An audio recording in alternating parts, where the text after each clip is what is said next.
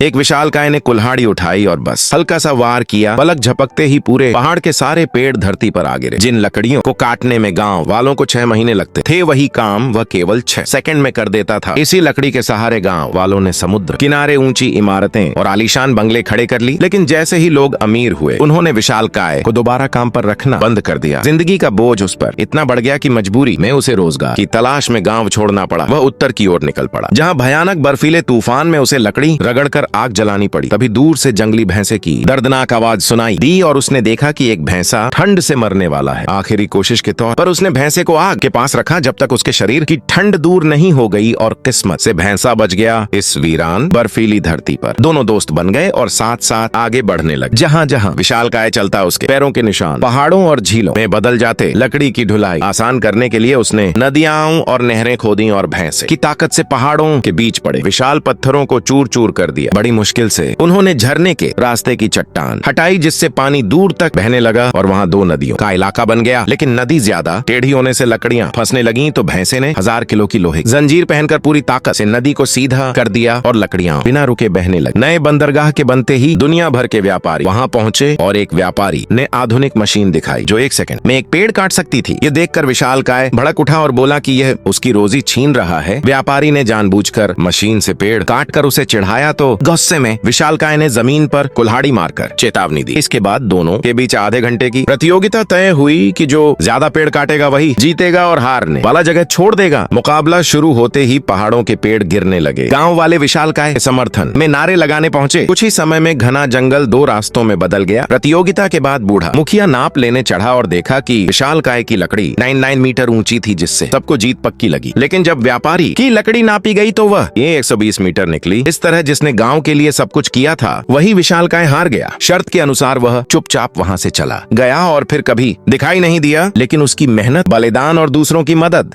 करने की भावना इतिहास में अमर हो गई और आने वाली पीढ़ियों के लिए एक मिसाल बन गई।